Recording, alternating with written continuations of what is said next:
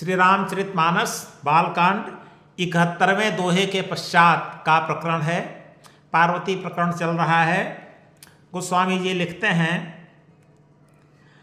अब जो तुम सुता पर नेहू तो अस जाय सिखावनु देहू, करे सुत पूजहि मिलहि महेशु, आन उपाय न मिटिहि कलेसु, नारद बचन सगर्भ सहेतु, सुंदर सब गुण निधि वृष केतु, अस विचारि तुम तजहु असंका, सबहि भांति शंकरु अकलंका, सुनिपति बचन हर्षि मन माही, गई तुरत उठि गिरिजा पाही, उमहि बिलोकि नयन भरे बारी, सहित स्नेह गोद बैठारी, बारहि बार लेती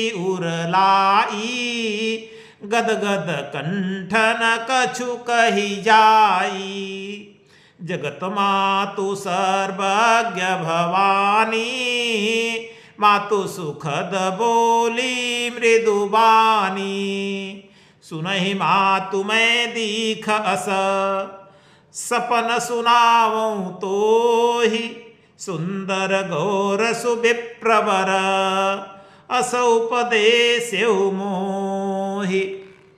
तो क्या मतलब हुआ?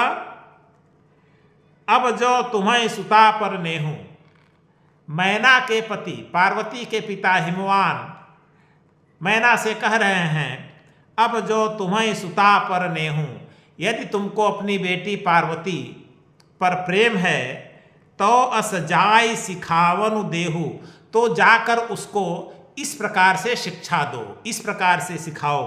क्या? करे सो तपु जेहि मिलहि महेशु, वह ऐसी तपस्या करे जिससे महेश शिव उसे प्राप्त हो जाए। आन उपाय न मिटिहि कलेसु, क्लेश को मेट देने का, इस दुख को समाप्त कर देने का और कोई दूसरा उपाय नहीं है। एक ही उपाय है कि पार्वती जाकर तपस्या करे और शिव को प्रसन्न करे। नारद बचन सगर्भ सहेतु, नारद की वाणी सगर्भ रहस्य से युक्त है। नारद की वाणी में बड़ा रहस्य भरा हुआ है। सहेतु और कारण से भी युक्त है, क्योंकि कोई न कोई रहस्य है और कोई न कोई कारण है जो उन्होंने ऐसा कहा है। सुंदर सब गुण निधि वृष केतु, और वृष केतु भगवान शिव सुंदर सब गुण, सभी गुणों से युक्त हैं, इसलिए वे सुंदर हैं।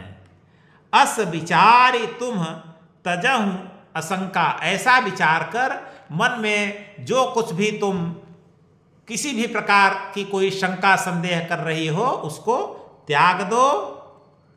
अस विचारि तुम तजहु असंका, सबहि भांति शंकरु अकलंका, यह मान लो कि शिव सभी प्रकार से कलंकों से रहित हैं। भले उनकी वेशभूषा गड़बड़ हो, जो लगे कि दोष से युक्त हैं, लेकिन ये मान लो कि उनमें कोई कलंक नहीं है।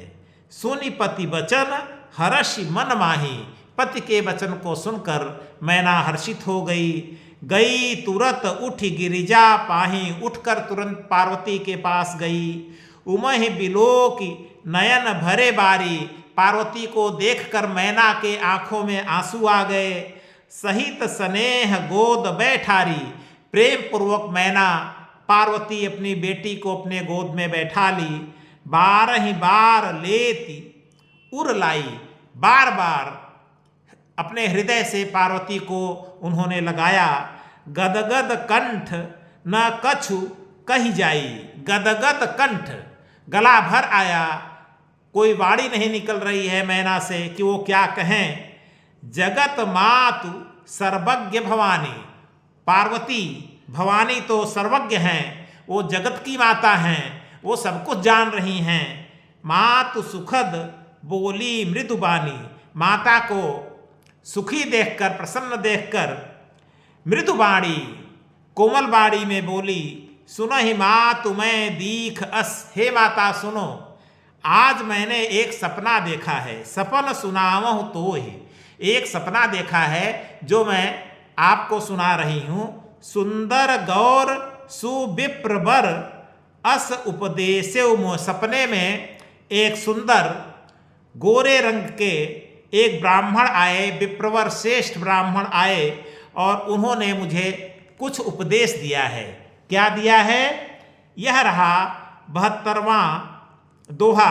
अब इसके बाद का प्रकरण इसके पश्चात वाले चलचित्र